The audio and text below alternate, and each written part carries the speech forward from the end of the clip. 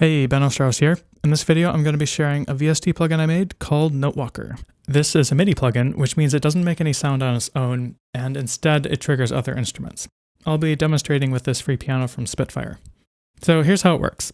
The first note you play becomes the anchor note, and anything you play in addition to that moves the pitch cursor. So this way I could use just these two notes to travel anywhere else on the keyboard. I could also walk down the scale if I played notes below the anchor.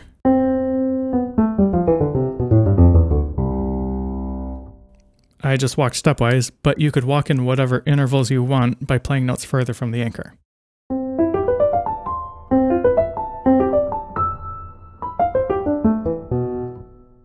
There's a lot of creative things you could do with this mechanic. So here's a quick example. What if I go up a third, and then down a second, and then up a third, down a second? You see what's happening? You can go super fast. So that's one pattern, but what if you tried other patterns? Like maybe go up a fifth, and then down a second. Now we travel upward faster. This could sound cool with the pedal. It's very dreamy. And you could try starting on different notes, see how that feels.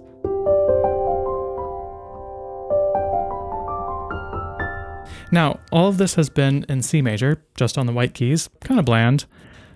It's been in C major because that's just the current key snapping, but if we change it with the blue keys down below, let's say I play the notes of a C minor scale.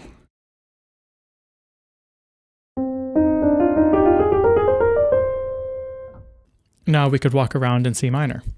Of course, you can be more restrictive with the key snapping if you want. So you could only play a triad, for instance. And this could be a fun way to do arpeggios.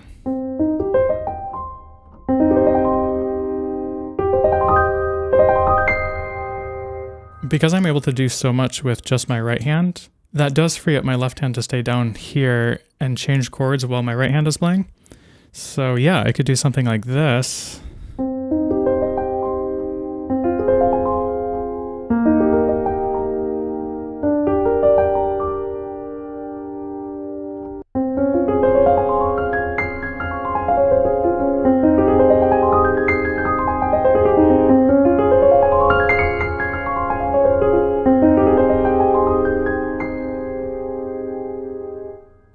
You might be wondering how I just did that, going both up and then down. So there's a little nuance here. If you let go of the anchor, but you're still holding down other keys, the anchor will jump to the most recent key you played. So let's say I get to here, and then I let go. See, the anchor just jumped over to the D key that I'm still holding, and then I could use the notes that I was just playing to walk back down. All right, let's talk about the three options that are above the keyboard. During development, there were so many different options and controls I could have added to customize the note walking behavior, but after a lot of consideration, I narrowed it down to these three options which I found to be the most fun and useful. Synth mode, when you turn it on, the output note stays held until you release the anchor, guaranteeing an unbroken legato line. This is perfect for monosynths with portamento. Easy to say, but what does that actually sound like? Let's take a synth like Vital, and let's say you turn on legato and glide. If you play overlapping notes, the envelope continues across notes, and there's that little bit of pitch glide too. If you do runs with a synth like this, I think it sounds really cool. With synth lead mode turned off, it would be easy to accidentally let go of notes at the wrong time, and then the notes wouldn't overlap and it wouldn't be legato across the whole run. See, sometimes the envelopes are getting retriggered when I let go of notes at the wrong time. So yeah, with it on, it's easy to play faster. Okay, let's talk about auto walk next. Earlier, I showed how you can use just two notes to play scales and arpeggios. The idea with auto walk is that instead of having to hit notes repeatedly every time you want to walk, you could just hold the two notes down and it'll walk rhythmically. This ends up basically turning Notewalker into a kind of arpeggiator.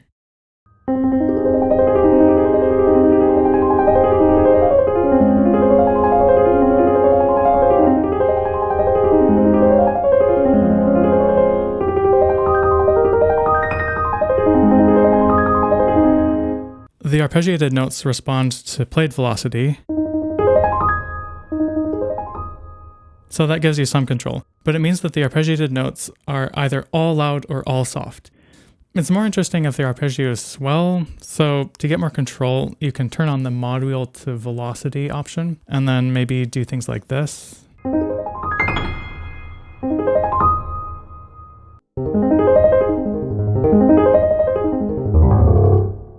Also, you can use the pitch wheel to walk if you'd like.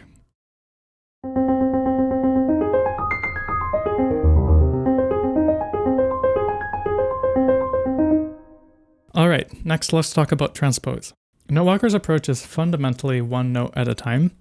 The cursor steps through a scale, note by note, and it can't play chords. If you do try to play chords, it just makes the pitch cursor jump around like crazy. However, if you were to create multiple Notewalker instances, then transpose each one differently, then you could walk chords around. Let's say we have 2 instances snapped to C major, but one is transposed up 4 semitones. Now when we walk, we get parallel thirds.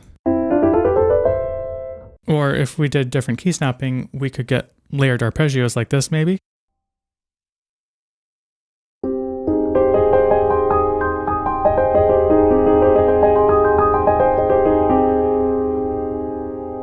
We could also stack even more instances. Now, every note I play triggers a big 4-note chord, and when I do the note walking, I can move that big chord around inside the scale with nice, smooth voice leading.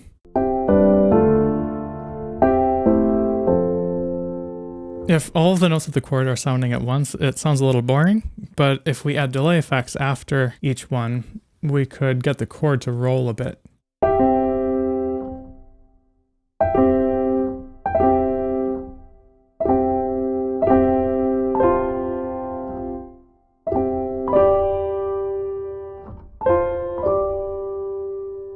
Let's try snapping this chord into a different key.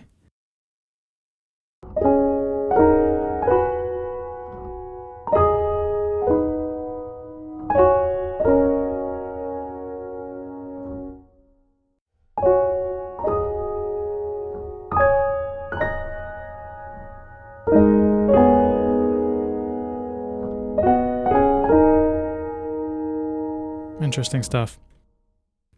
Okay, so it costs $19, but there's a free trial which is fully functional and you can use it as long as you want. There's a little nag timer in the upper right corner, which times out after 10 minutes, and then you do have to close and reopen to get it working again. So I hope you will check out the trial, and I'm really curious to hear what people do with this.